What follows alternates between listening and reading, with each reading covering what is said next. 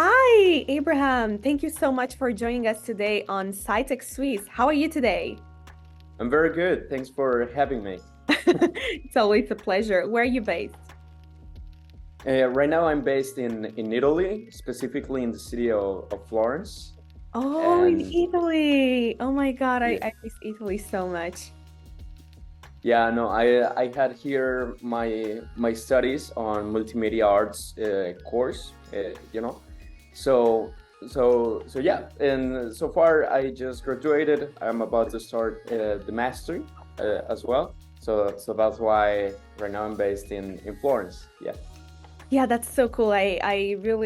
What really fascinates you about Florence and why did you choose Italy to study art there specifically? Well, yeah. So first of all, I think I think I have been always attracted to Florence more like in history wise experience, no? So I think also when I was a kid, I had been always attracted to Renaissance art and Renaissance masters now, like Da Vinci, Michelangelo. I remember one Christmas, my mom gave me one book that is called Masters of Drawing. No, that was like this thick, and with the cover of the self portrait of Da Vinci. No, and I had to be like 8 or 9 years by the time, but I remember next day when it was already Christmas, I just kept hooked, no, and I finished everything in 3 days. I mean, also a book with a lot of illustrations, no, but my little uh, 8 9 year old mind, I was thinking, wow, if I read this, I will learn all the secrets of Da Vinci or stuff like this now.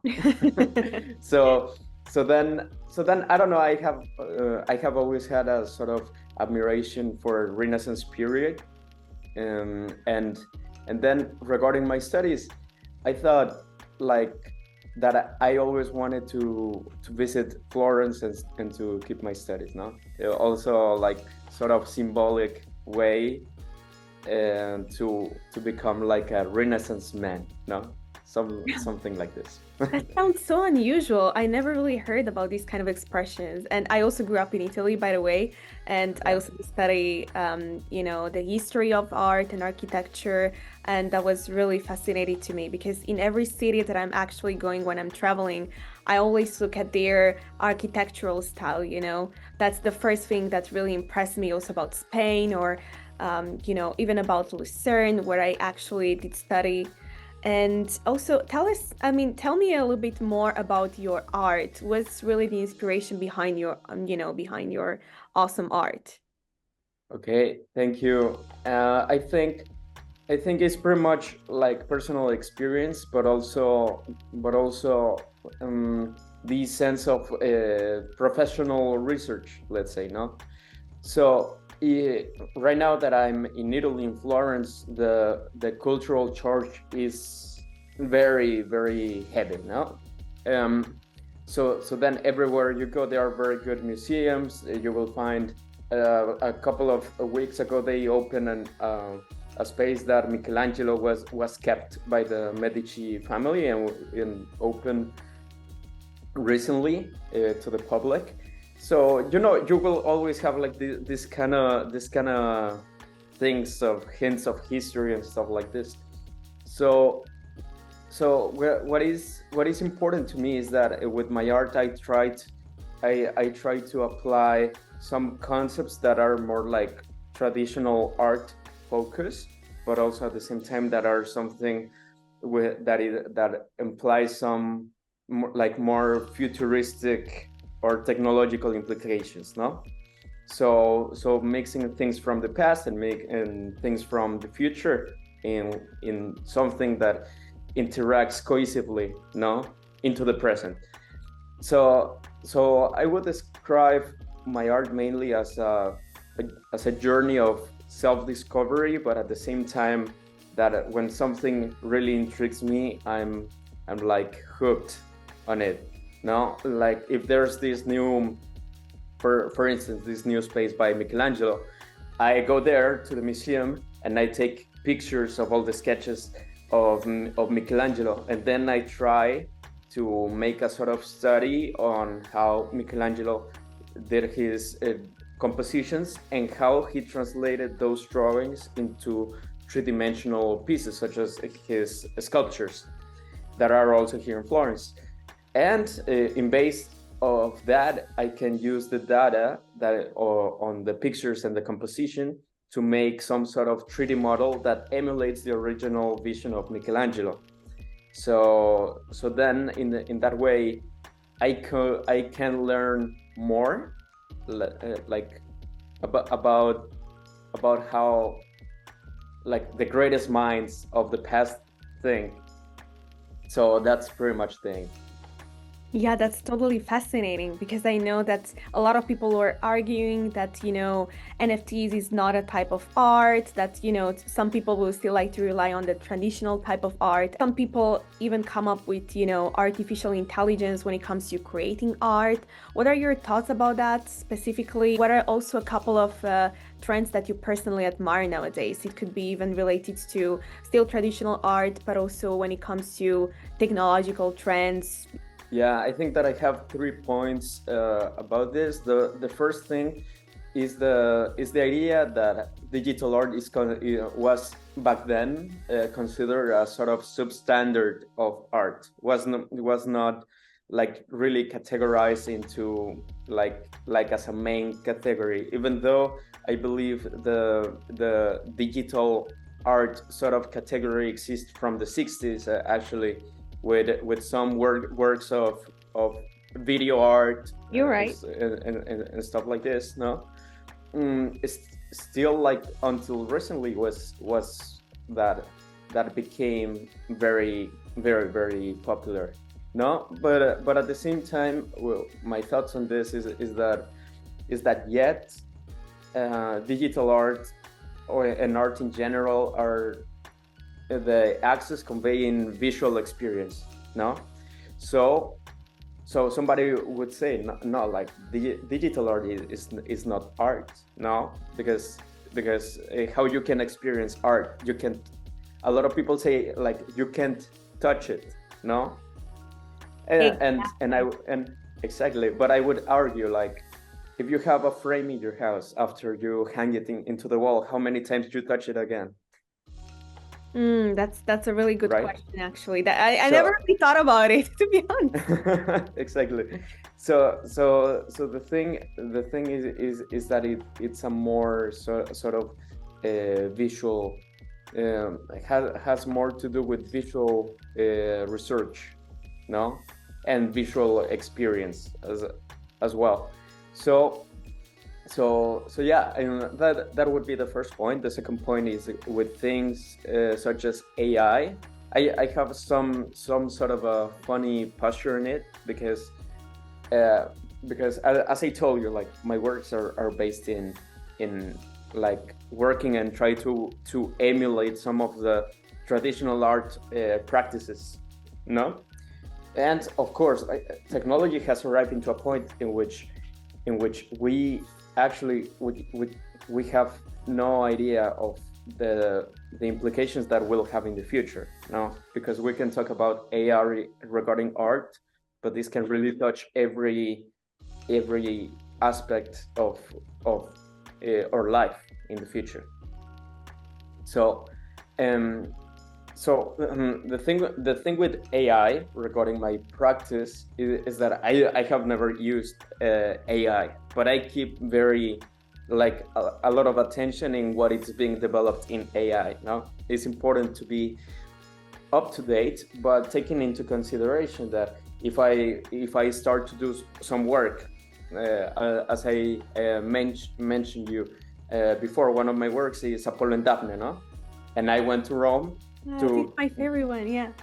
Yeah, and then and then from Gian Lorenzo Bernini, no, and then I go to Rome to Galleria Borghese to take the pictures, and I make research on how the composition was made, in which year was crafted, what were the original sketches, inspirations for the composition, and so on. And with all those pictures, I built the 3D model in order to make the overall composition. And what is important to me is that within that process, I learn where things come from, and not by the mythology or the subject itself, but also about the history of in this case, the Baroque period in which Bernini takes part from. So the thing with AI is that if I was merely interested in a visual outcome, I could just like write a prompt, and within seconds I would have different options to choose from. The only thing is that those options are going to be an average that is subtracted from things that already exist, based in a style, by instance, from another people. So when you're an artist, there is this sort of work ethic in which you have to remain in a level in which you can take inspiration, but you shouldn't allow to your work to merge into something that will leave you with no identity at all. So that's my posture about AI. Besides that, writing a prompt and having something within seconds wouldn't be as much fun as going to Galleria Borghese, by instance, no, and making this research. So, yeah, exactly. I totally agree with that. You're right. Yeah. So yeah. In this case, I think that's my approach. However, then going to the point of the trends, I think the digital art world like really popped up with the concept of crypto art, NFTs, and stuff like this. So you will see that everything comes from an economic theory, and this also affects AI, because what happens in many countries, or with every product now, in Mexico, a country in which fruits grow very often, the production it's quite common. So the prices of fruits are very, very cheap in comparison to Europe, that maybe they have to do shipments and stuff like this, and it's hard to grow things. What I'm going with this is that more or less I have the same sort of impression of AI, because AI is becoming very powerful and very like spreaded, that at some point for sure will become the standard of something.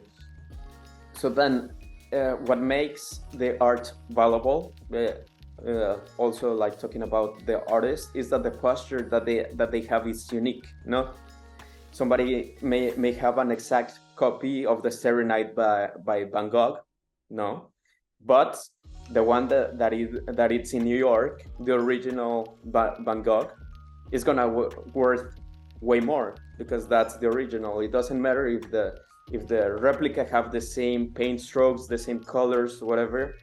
If you know that something it's a replica, lose its value just because lose uniqueness.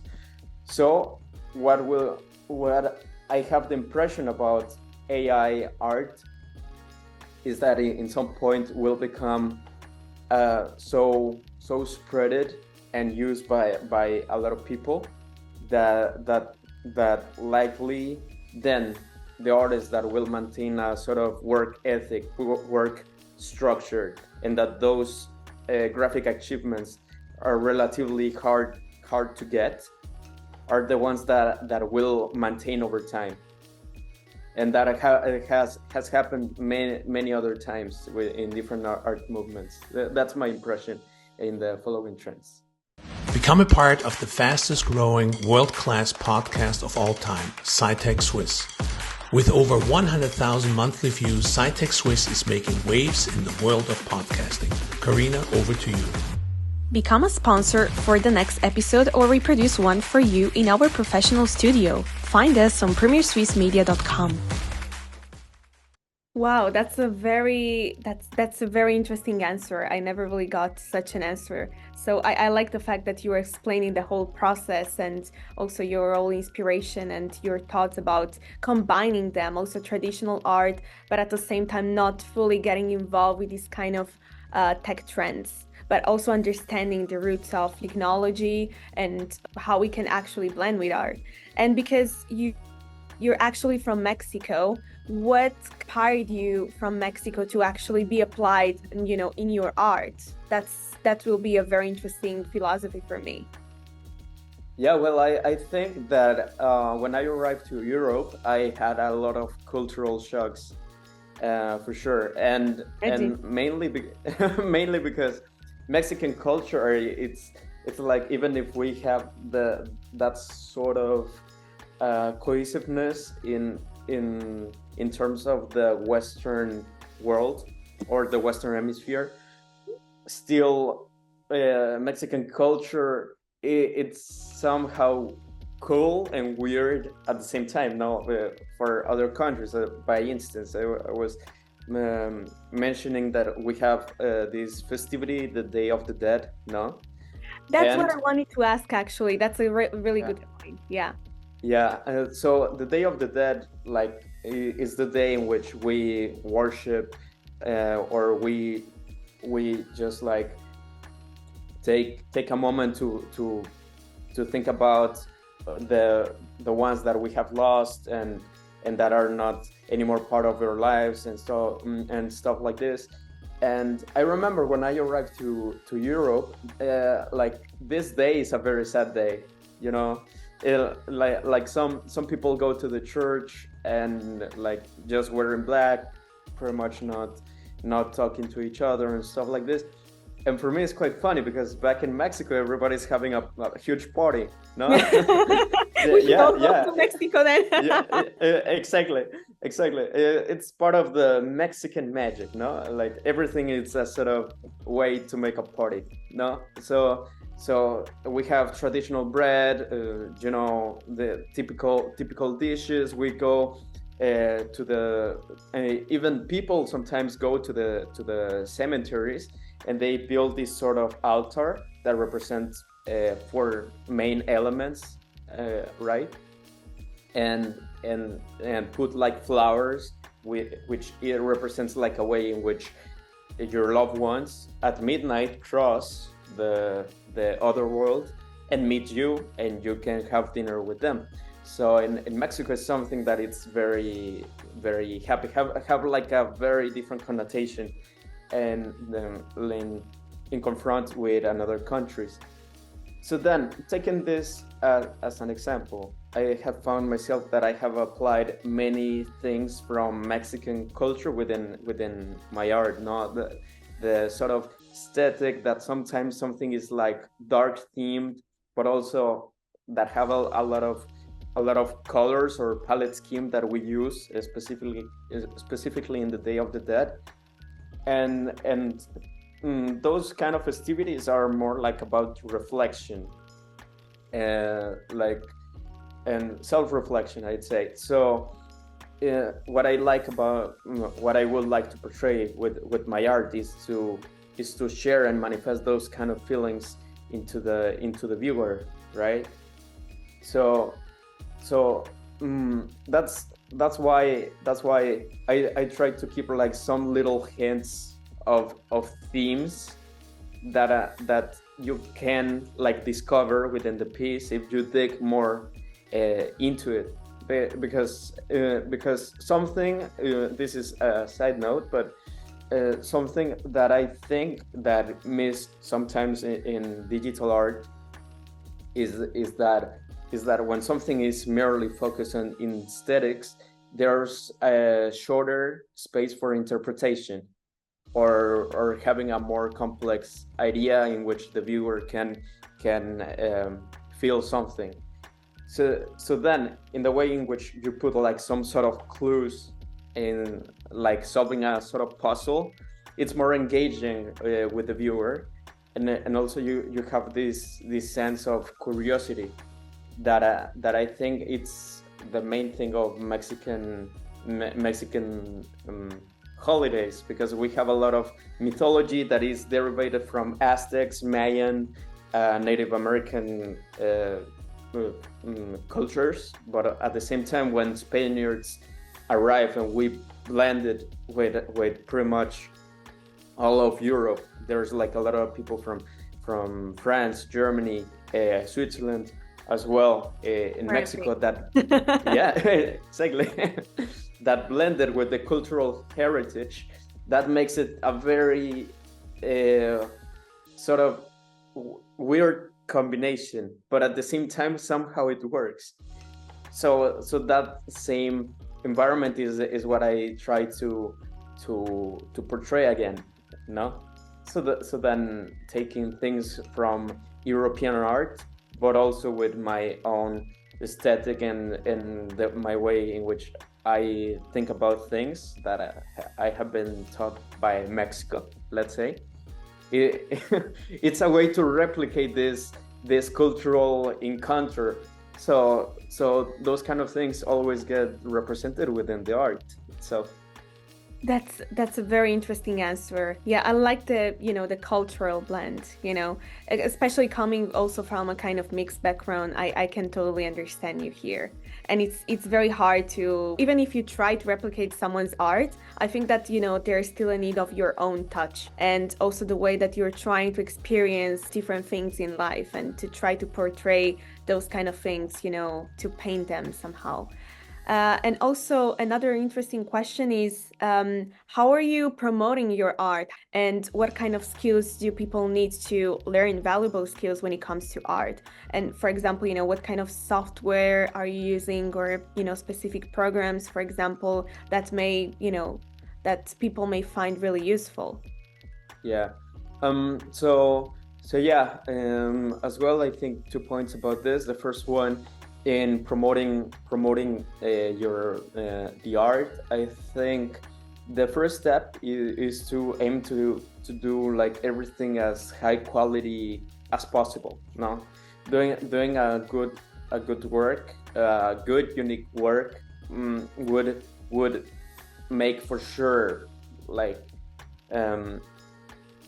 you can be recognizable just with few pieces. No, and somebody would say, oh, okay, this might be from this artist, or this might be from him. So I think the first thing is practice a lot and deliver as high quality as possible, because in that sense, in the way that I started was making some digital artworks that became album covers for different artists. So then over time making some album covers, then other artists like try to reach out to you, and then the thing about this is that also knowing theory. I have some studies in architecture, so then composition, the color palette, the like having good proportions, things like symmetry or stuff like this can provoke psychological appealing. No, that's true. Yeah, exactly. So what happens, by instance, when that is part of my ethic work, when I'm making an album cover or something, the image, when you think about a song, you either remember two things, likely. Oh yeah, 2 or 3 things. First, the music video of the song. Oh, true. I never really thought about it. Yeah, that's right. The second one is probably a powerful memory that song brings you. Huh? That's true. That's also true. Yeah, I'm actually doing that in my head. All right. And the third is the album cover. Yeah, the album cover. Yeah. The album cover. So the thing is this: if you manage to understand that those 3 elements are key, like in remembering something, it's like smell, no? I don't know. You really like someone, and when you are next to them, you recognize its perfume, and whenever you smell it again, you just like think about that person. With digital We art, have and memories. It's that kind of, exactly. yeah, that's what happened to me. Yeah, true. Exactly. So yeah, the art, it's stimulated by the other senses, no? So making these album covers and having like the correct color theory, composition, the things that I mentioned before, you ensure that the listener gets also engaged with the digital art. So then when you look at the song at a song, if you're in the music app, most of the time if you go to albums, you're not you either look for the letters or you look for how the album cover looks like, because that composition, that thing is what remains in your head. So the whole point about this is that thing has allowed me to get promoted by other musicians. Last year I made a collaboration with Linkin Park on the Oh my God. yeah. I'm a huge fan. I'm a huge fan of that. Yeah. There was the 20-year anniversary of their second album, Meteora, and they made a special edition, right? And they made like some sort of contest on Instagram of making some edits for the advertisement. And I remember I posted mine, and next day I had like 2,000 notifications in the morning or something. I was like, what happened? And Linkin Park reposted all of my works for the advertisement I wouldn't campaign. be surprised, honestly. I'm a huge fan of Thank you so much. And for me, it's great in the sense that Linkin Park is my favorite band ever. Give me five. No. No, yeah, I have my albums here and everything, no? But You have your you know, albums there. Maybe you could show them later, but anyway. well, yeah. Yeah, I have all my albums. But you know, like the thing is that you tend to put more effort and passion in things that you're interested in. That's why I choose like themes such as history of art or Linkin Park, by instance. Are things that I'm like very engaged and passionate about. So then developing works from from those starting points, for me, it's flows naturally. I just have the will to do it, and I feel fun, doing them. So yeah, I think when you really like something, you likely may make it with a lot of passion, and I think that's the way in which the promotion really builds up, because people react to that Feelings, sort of emotions. honesty. People overall in social media react naturally to things that are genuine, no? So and even if you record something or whatever, when somebody is like very genuine with you, you just realize right in the moment. And that sort of empathy that art and people make, that's when you replicate good things, well, things happen sporadically. Besides good quality work, a good portfolio, stuff like this. And finally, thanks to that, I have the possibility to make different exhibitions worldwide, such as all the editions of Art Basel, so the original Basel in Switzerland, as well the Miami, Hong Kong, also exhibitions in New York in Times Square, and so that then builds up and into ways that we didn't expect it before.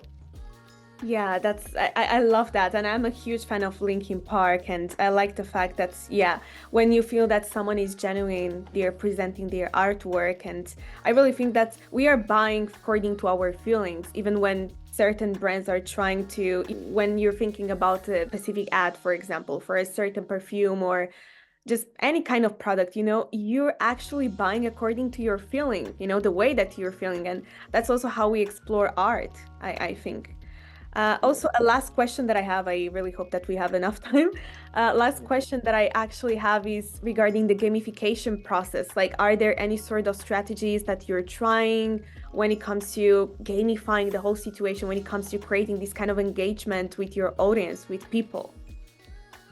Yeah, well, it's very, that's a very good question. I have a very good friend. He is a photographer from Finland, and he was wondering also the same thing. He was telling me, like, there's like some like such a fear, no, or sort of that you don't know how to expect regarding sharing your art overall when you're in disciplines like photography or art, in which now the algorithms in social media work or are stimulated for reels, for instance. Exactly. No. Yeah. And also it's true that most of TikToks or Reels have more engagement if there's captions and if there's people in them. People talking, So describing what you're doing, right? exactly. So then I think the way to then transform in this kind of way is for some artists just to step out their game, no, and just don't be afraid to share and talk and communicate with people, no. because with digital art, the art speaks by itself, but sometimes you always will need the human part of sharing what is going on and what are your Dating. ideas about it, and stuff like this. Now you always need the human part, and as I said to you, know, like this empathy album covers, everything is related on creating engagement with people. So yeah, I think just being like very constant, I would say, is very important, and overall in social media, sharing stuff, but also maintaining a sort of interesting dialogue with your audience. So then next thing that arrives or something like this, people will be like waiting and excited, no? You because in social media nowadays we have to realize that if you're delivering something, explaining something, making whatever, is just to create engagement with people and that people want to learn about that. So triggering that curiosity is very important, and overall, like, keeping genuine. That it's one of the things that I was reflecting about the AI now, like in this sort of sense, because also like studying languages is not the same that for me AI are like those translators that you can just speak and you give it to another person and they can listen the translation. Now it's effective. Harry. No, it's effective and very quick and does the job. However, if I'm in Switzerland or in Germany, maybe it's going to be different if somebody is in a conference listening the translation. Rather, if I arrive and I say, "Hallo, ich heiße Abraham, ich spreche ein bisschen Deutsch auch," or stuff like this, no? Wow, good job. Yeah. No, so that engagement, that human spirit should never be lost. That's the thing. Yeah. Claro que sí. Muy bien, excelente. Yeah, well,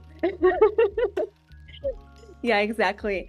So with that, thank you so much for your thoughts. It was an amazing experience, and I really hope that people, especially talking to our audience this time, I really hope that they will definitely ask us a lot of questions. They might probably ask a lot of questions about your artwork. By the way, I didn't get the chance to test your Italiano. Ah, ma certo, alla fine parliamo in italiano. Alla c'è fine problema. parliamo in italiano, yes, exactly. Brava.